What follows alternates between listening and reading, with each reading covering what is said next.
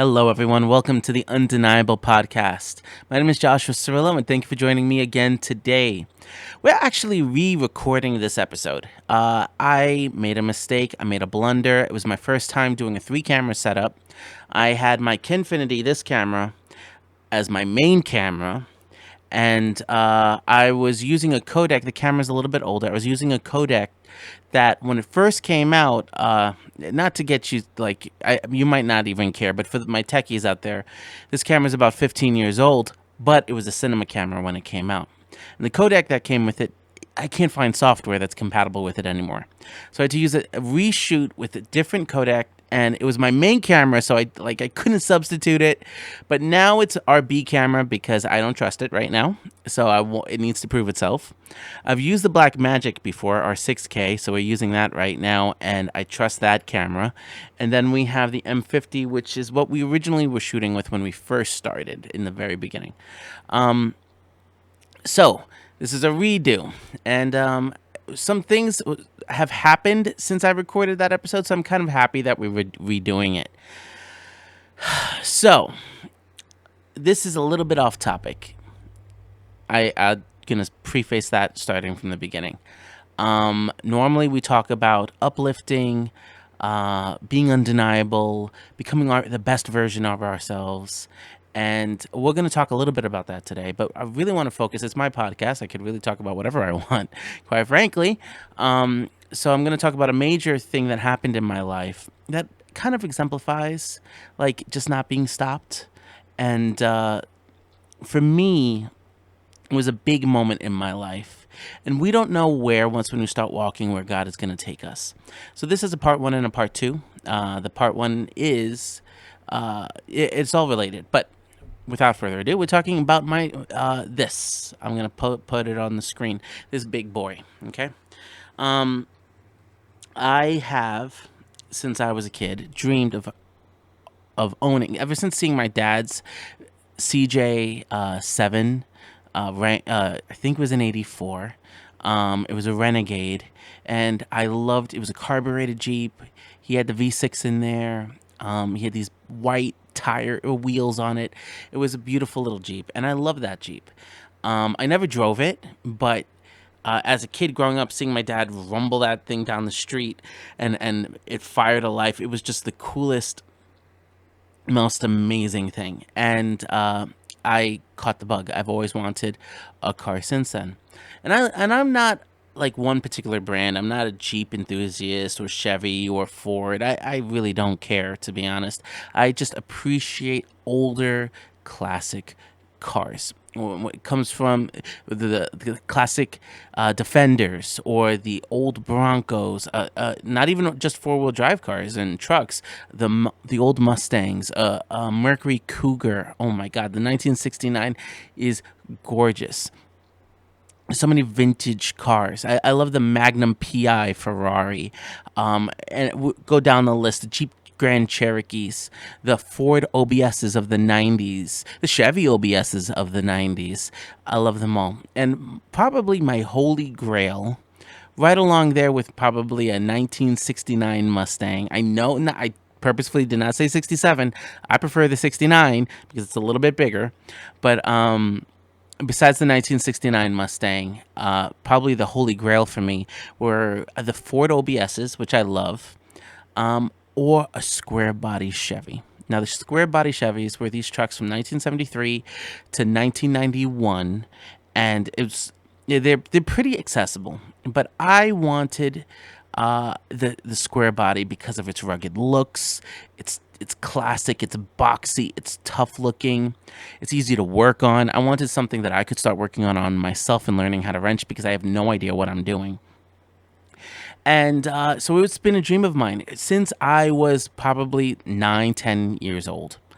9, 10 years old, I wanted a Jeep, and then I wanted pickups, and the bug has been there. And now, gosh, 20 something years later, 25 years later, shoot, I am really, I really hit a point in my life that I'm like, am I going to just go my entire life driving cars that I'm not crazy about? Am I just not going to you know, achieve my dreams, to tie it back into the undeniable theme. I was, I did what I had to do. I I bought the regular family car. I started off with a little Subaru Forester that I got, because it fit the need. It was cheap. It was like 2 grand. It had good gas mileage, all wheel drive, and it was just me and my wife, and then later my first son at that point. Then we graduated to a Mitsubishi Outlander, which had a third row, which was a bonus. Great on gas, and nifty little car. And again, it was for the family. I needed the third row. I had extra kids. Then we got the Chevy Traverse. My kids were getting a little bit bigger. It again had the third row. It was cheap. It was, it checked off so many boxes. All-wheel drive, blah, blah, blah. But none of them were my dream cars. None of them were sexy for me. None of them were what I really wanted. And again, I might have mentioned this. Cars, houses, clothing, money, flashy things don't determine your self-worth. They don't determine your importance. They're status symbols. They're fleeting. You can't take them with you to the grave. That famous quote, when the hearse doesn't have a U-Haul hooked up to it. Well, in my case, a truck attached to the back of it, being towed with you to the grave. You can't take it with you.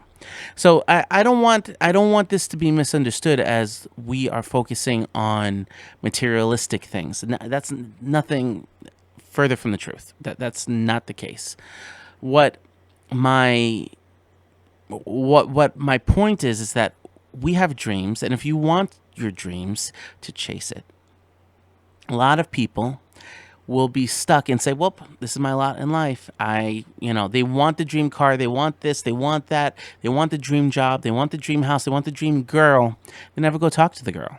They never go take the steps to apply for the job, or get the schooling for the job, or to start the business, or to open the LLC, or to buy the car or vehicle. And think it's tough. If it was easy, everyone would do it. That's the thing about life. If it was easy, everyone would do it. Everybody watches TV. Why? Because it's the easiest thing to do. The easiest thing. Everybody can eat junk food. Why? Because it is so damn easy to get. It might be, for some people, it's harder to cook a steak, or to bake something healthy, or to cook something healthy, make home cooked meals. It's so much easier to whip out a credit card, drive through the drive-through. You don't even have to get out. You got a piping hot, steaming McDonald's right there given to you that tastes delicious. So it's always expedient to do the thing that's not good for you. That's not your dream. That's not important. If you want to go for your dream, you have to be willing to do the hard thing. And the hard thing might seem like an impossibility.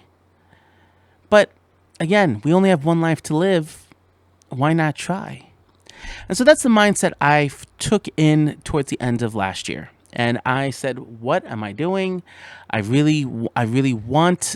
I'm tired of driving these cars. I'm tired of the way I dress. Tired of the way that I feel about myself, the way I look. I want to make my kids proud. I want to make myself proud. I want to make my wife proud, my mom proud, everybody around me. And so, if you look at a prior episode that I shot, it was building your perfect video game character, right? Build your life as if you were the video game character.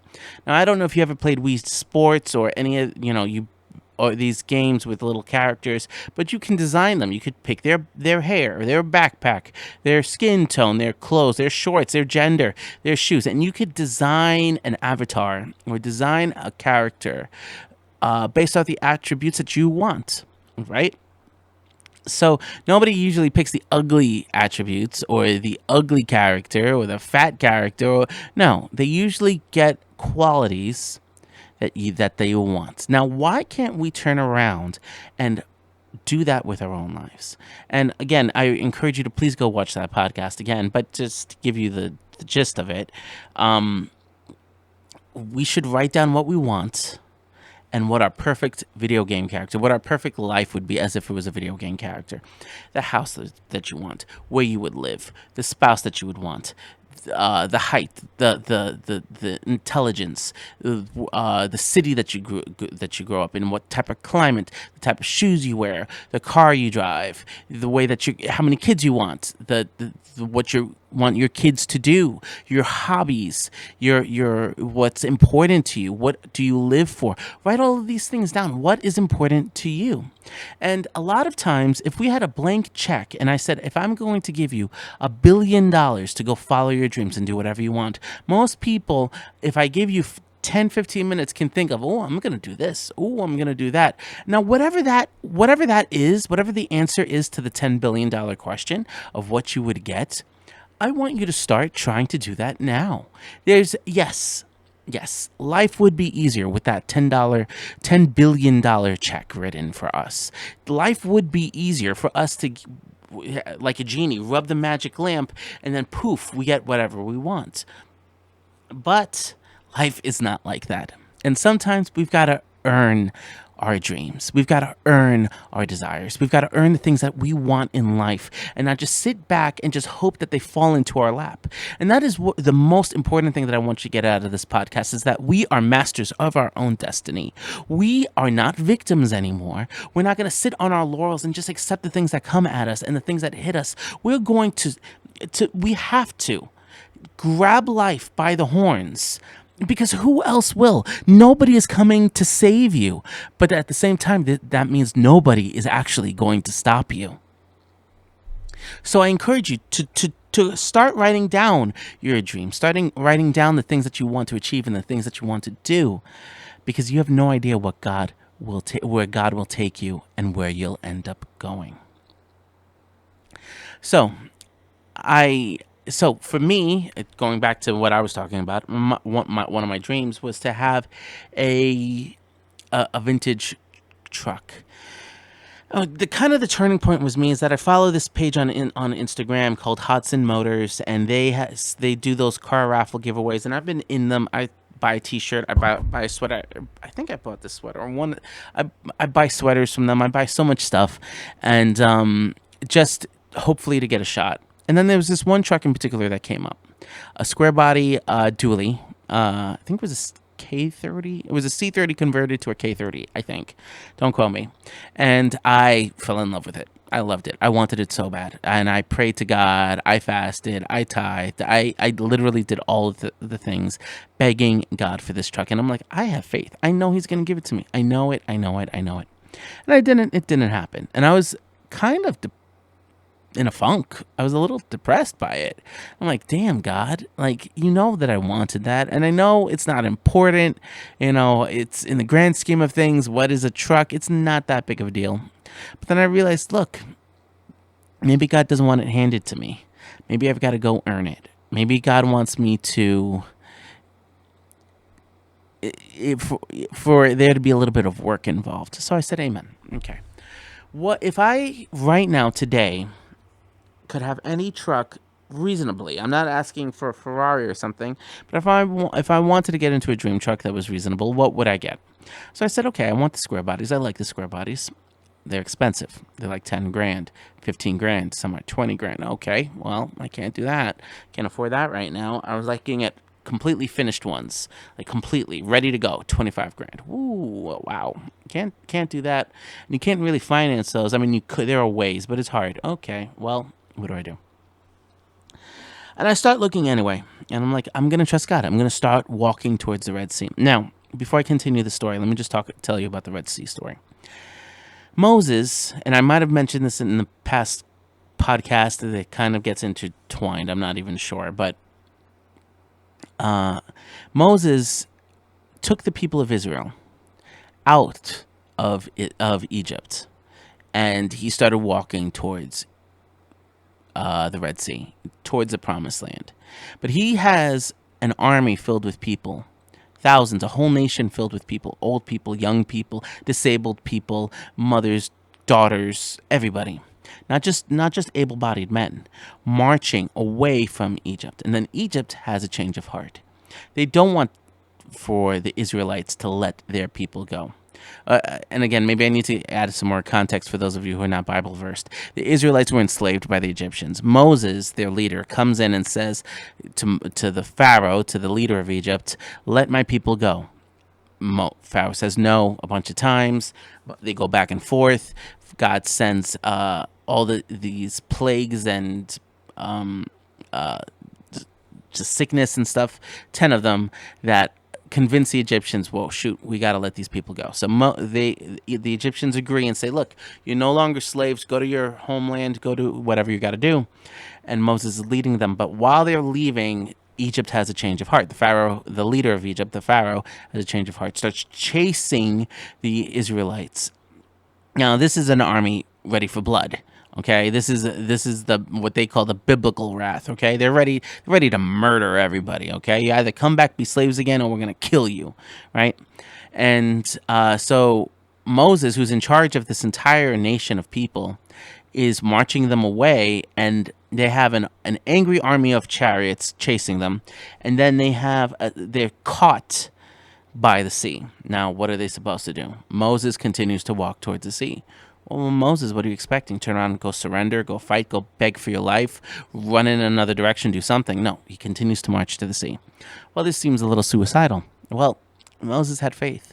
Moses got to that water, and he marched all the way to the edge and said, God, look, I'm here. I'm at the water's edge. I can't go any further. But I did everything that was required of me. I spoke to Moses. I negotiated with him. I pulled your people out. I led them away. And now I'm here. I've done everything in my ability up until right now. This is where my skill set, my ability, my knowledge, my connections, they end, right? We all have that limit.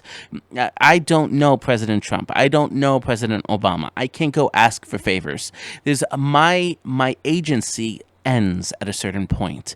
But I want to encourage you today, because there is an agent who has all the agency, and that is Jesus. That is God. And God at that point will take you from where you are, from the edge of your limits, and take you past that and push you beyond to a place where you never thought that you could be. Take you past and take you above the mountain, through the Red Sea, and wherever you dream and wherever you desire to go. And Moses did that. Moses was up to his limits. He was up to the point that he could not split a Red Sea by himself. He could not fight Pharaoh by himself. He could not build boats for his people by himself. There was nothing he could do. At that point, his limit was maxed.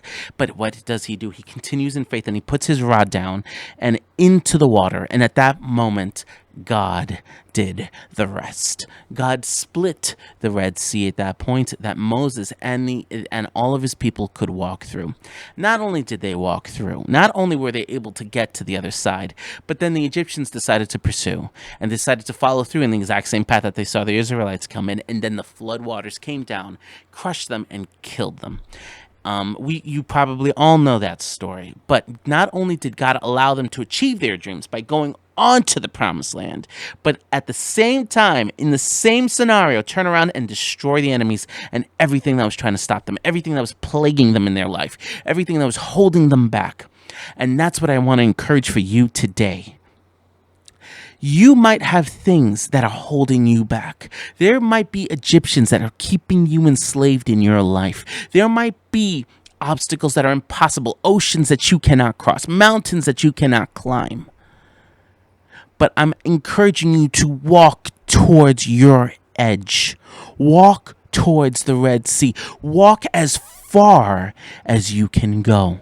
Because when you get there, God will stand in the gap, split the water open, and allow you to pursue while destroying your enemies. Caramba. So, I want you to think right now, while we're on this podcast, what is it that you want to do but don't have the agency to do? God is your agent. God has that agency, and God will take you to that next step. Now, for me, I really wanted this truck, and there was no way for me to get it. I did not have the money. I did not have the resources. I did not know somebody.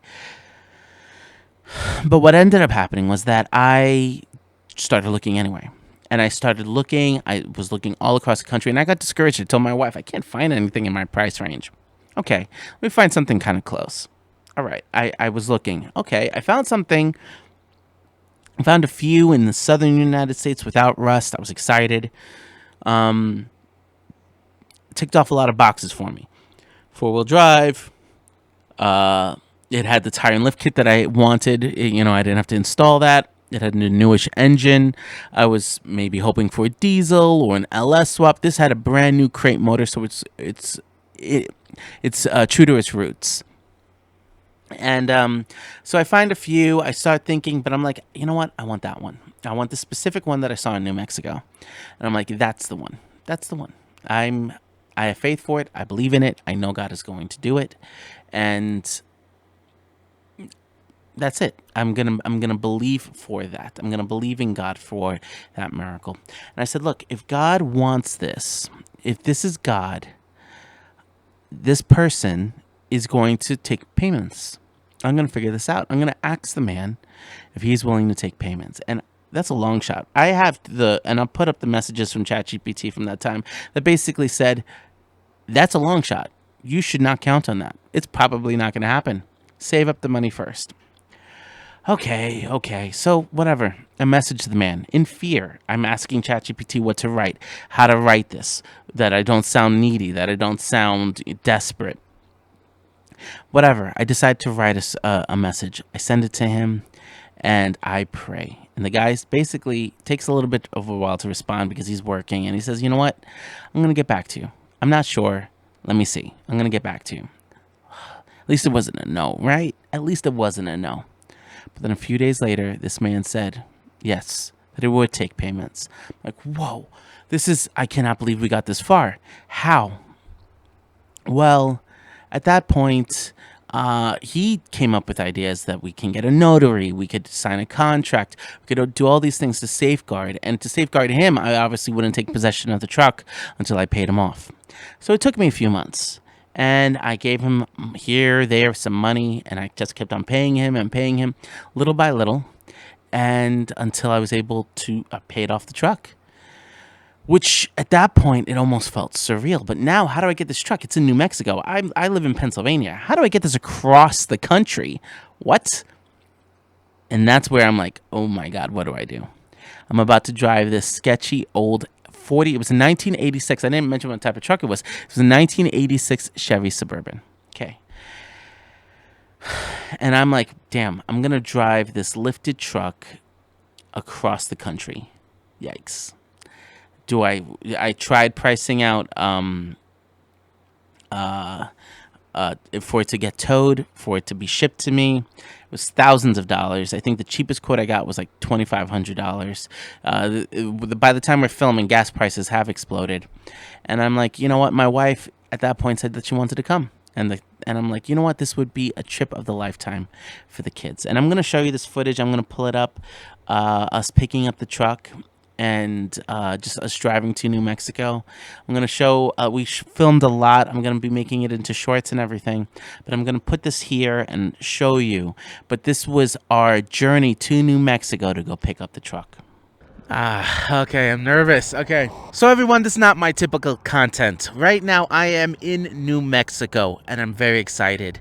We've driven over 28 hours, more than that, over 32 if you count stops and everything, over 2,000 miles across the country, from Pennsylvania all the way down here to New Mexico, the desert, and I'm doing it to pick up my dream, okay? So, since I was a kid, I've wanted a vintage truck.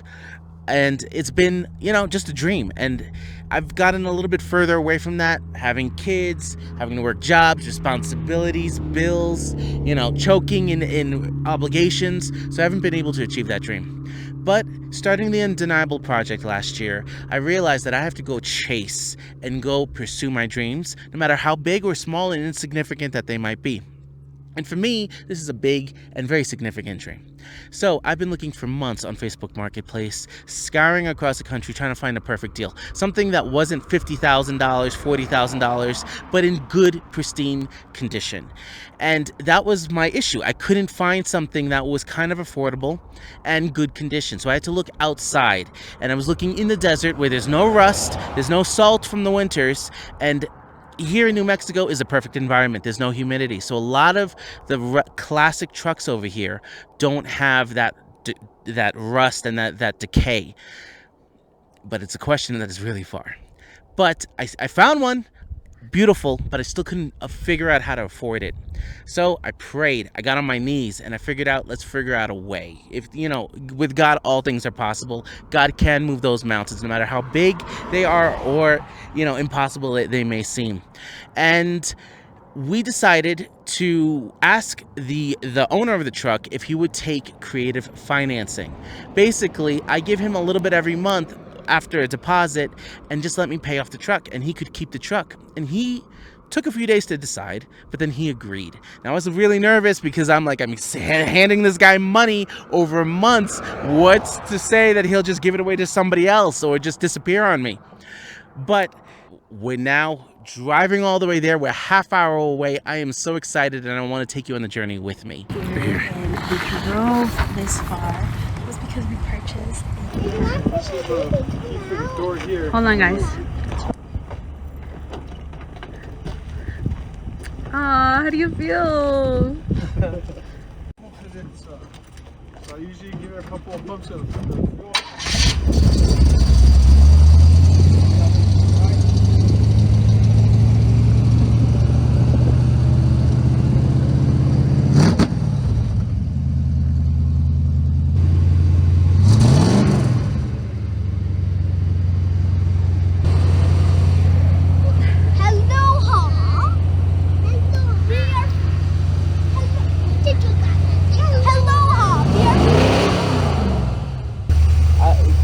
Sold me on the truck.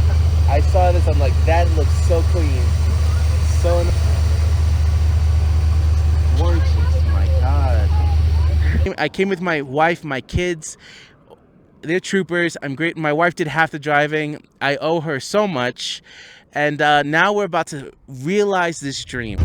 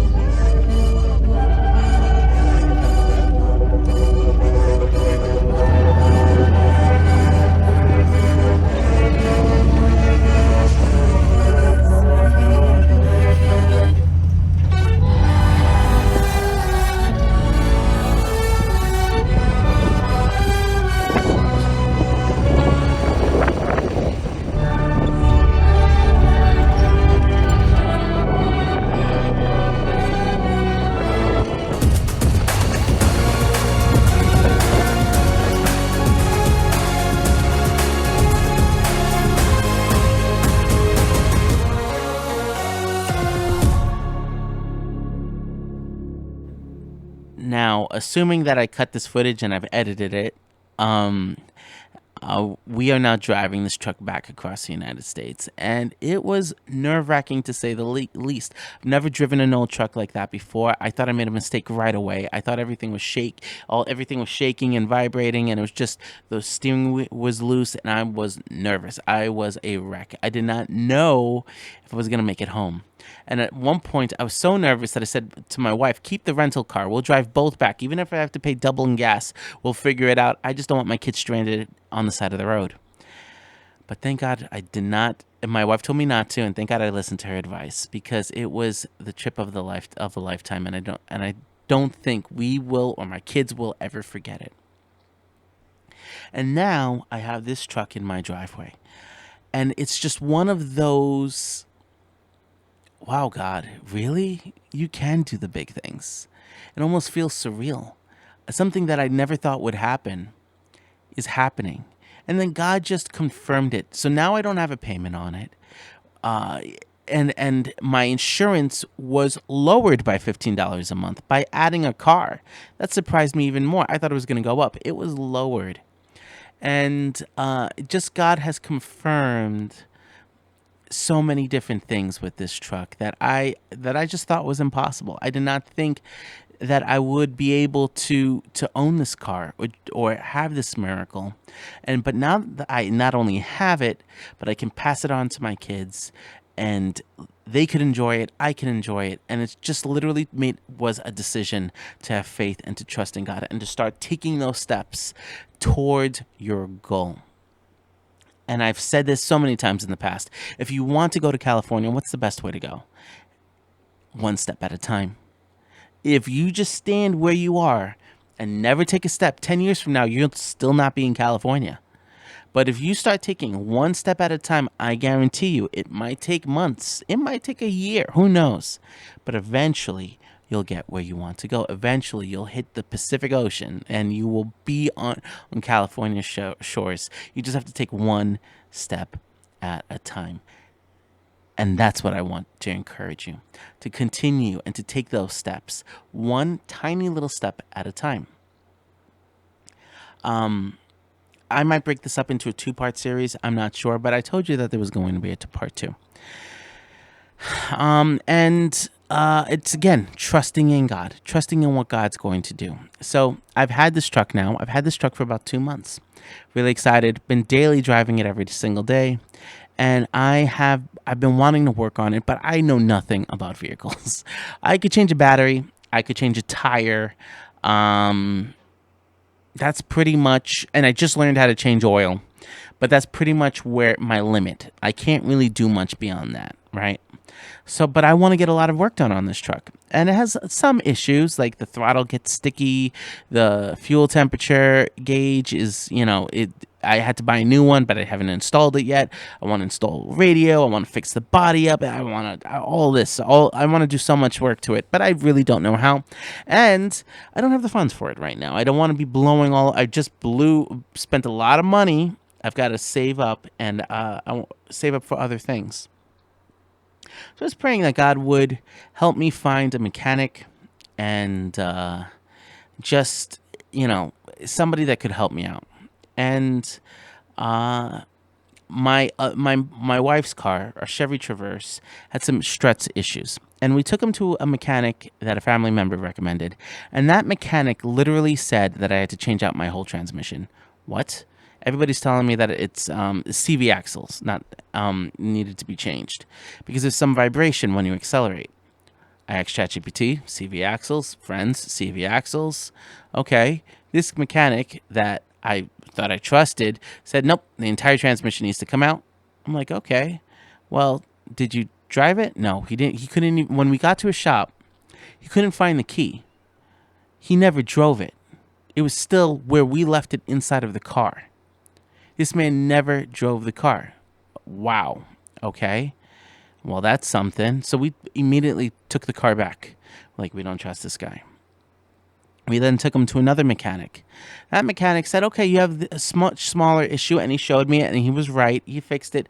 Didn't come back right.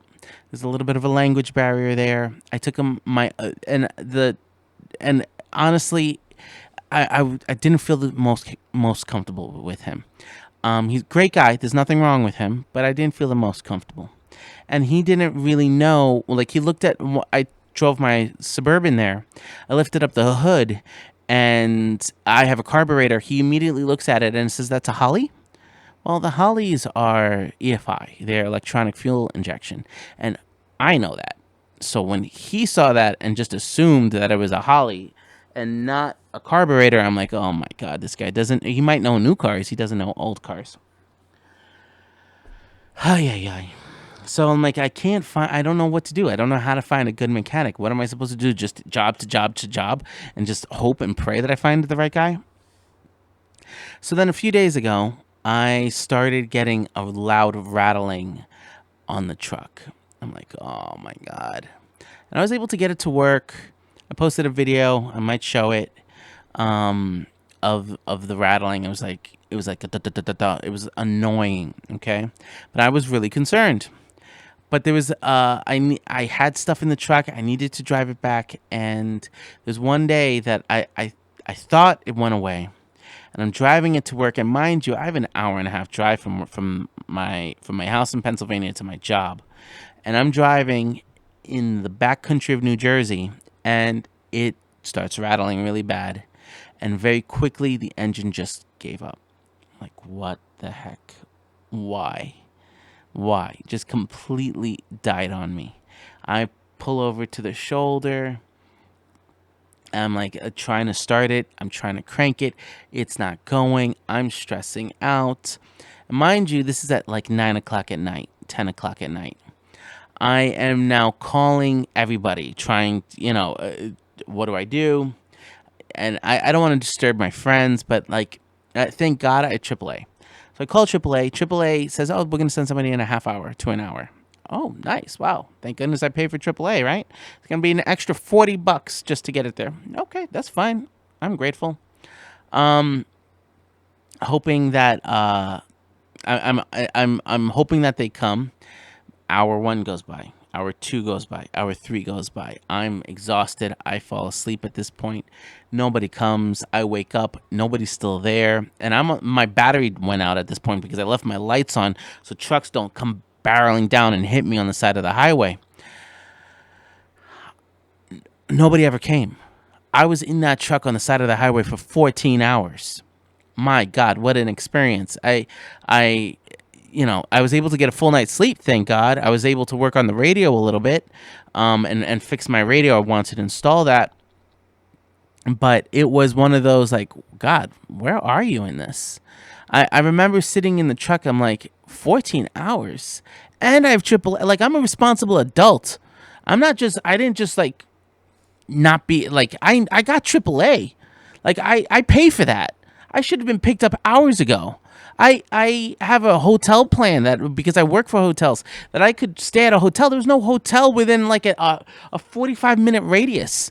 I tried to get an Uber. I couldn't get an Uber at all night. I tried Lyft. It would cost like $170. I'm not spending that type of money. Okay, for a lift, I'm not made of gold, so I can't get a ride. I can't get a hotel. I can't get a tow truck out. I'm stuck there for 14 damn hours. So you start thinking, you're like, God, is this God? I even posted it. I'm gonna show it to you. I'm like, I give up. I'm defeated. I feel so defeated. Like, I don't know if I'm cut out to own old trucks like this. I'm so defeated. I had to call out of work. I'm stuck on the side of the highway. I'm miles away from home. I don't know what I'm gonna do. So I'm stuck on the side of I-80. My car won't start. I'm so upset. Literally, it started to stutter. I pulled over, and it won't turn back on.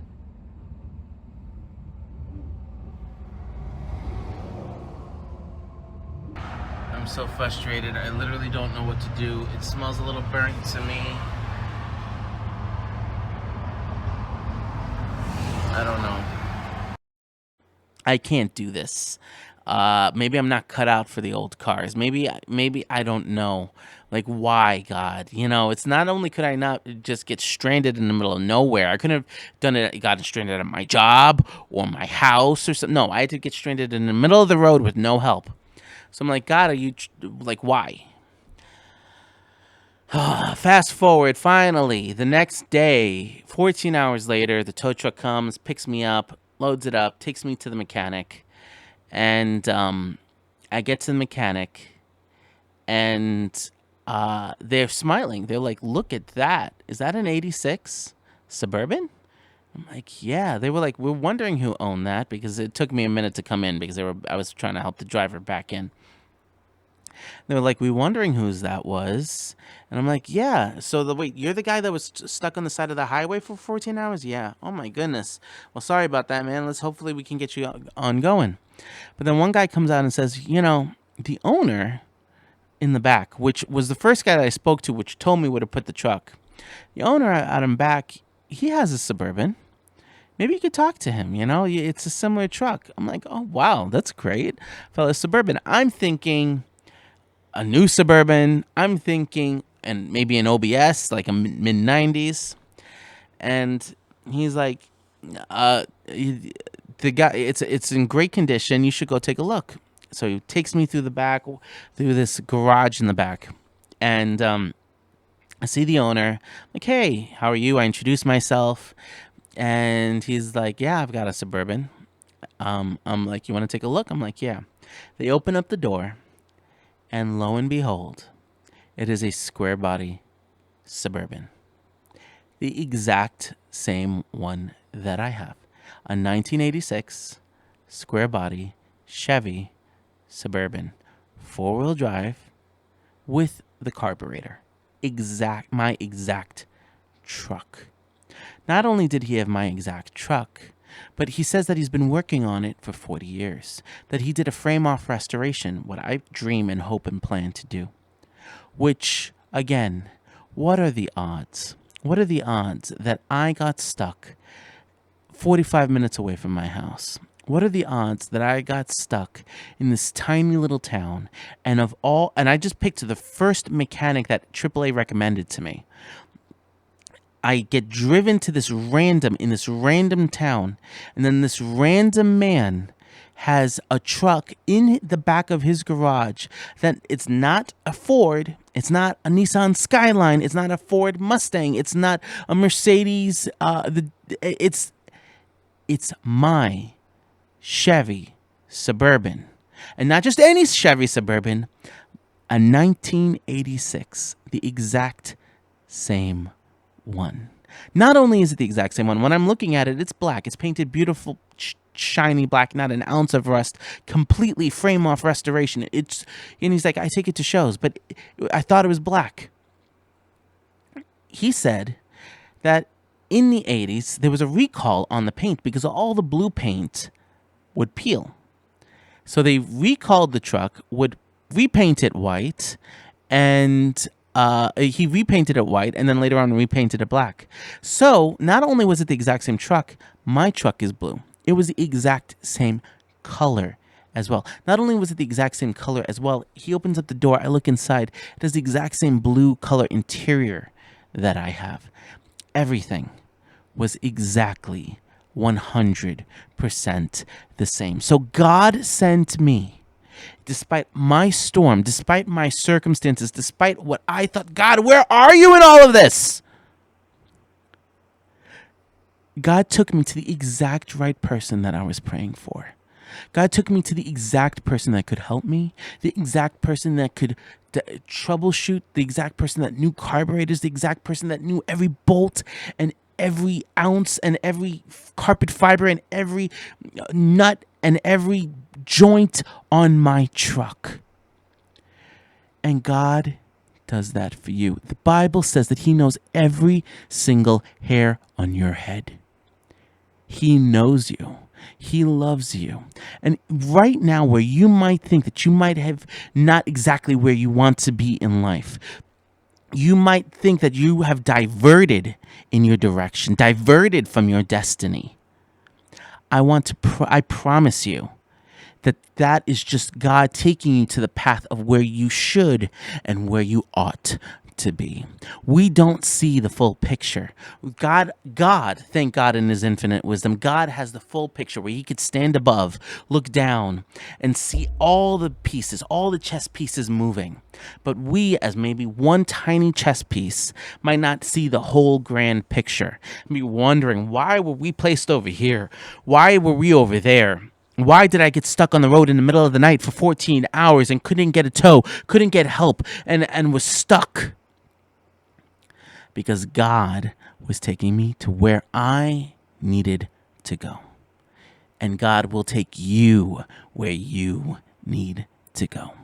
So I want you to embrace the process, embrace the journey, and have faith. And say, God, when you're in those situations, when you're in that time of despair, when you're in that time of frustration and confusion, say, God, why am I here? Why did you allow this? I know it's for a purpose because I know that you are seeking the best for me. And when you start thinking with that mindset, that the fact that God is working in your favor, there's a word, instead of paranoia, it's called pronora. which is the complete opposite of paranoia. Paranoia, you think everything's conspiring against you. Pronoia thinks that everything is inspiring in your favor. And if we change our mindset to believe that God is conspiring in your favor, that even the setbacks, even the stumbling blocks, even the things that hurt you are there for your good, for your well-being, and for you to go to the next level, that's when God can use it. That's when God said, okay, this kid is in faith. This person is standing in faith and believing in me despite it all. And that's when God says, peace be still, and stops the storm. That's when God shows you. That's when God leads you on to where you're supposed to be and on to the next step. You know, God says that he builds our faith, that we go through the trial and tribulations. I'll pull up the exact scripture. To build our faith, to basically exercise that faith muscle. And, let's pass those tests that God's put us through. Let's believe and let's build that muscle and believe that even though, man, it looks rough. Why? You know what? I know God has my back. God has his best interest for me. All right. So that's it for today. I encourage you to please subscribe. Subscribing helps us out so much. And our goal is to get 500 subscribers by the end of the year. Hopefully we'll reach, I don't know by the time you watch this what we're up to, but you helping us helps us reach our goals. It helps us send good content back to you. We check the analytics. It lets us know what works and what doesn't. And if you like this episode, if you like what you're hearing, please share it, please like it, and please subscribe. But I encourage you to watch prior episodes that might show up. It should show up in the suggested videos. Please click on those. It helps us. But we thank you for joining us today on the Undeniable Podcast. Undeniable.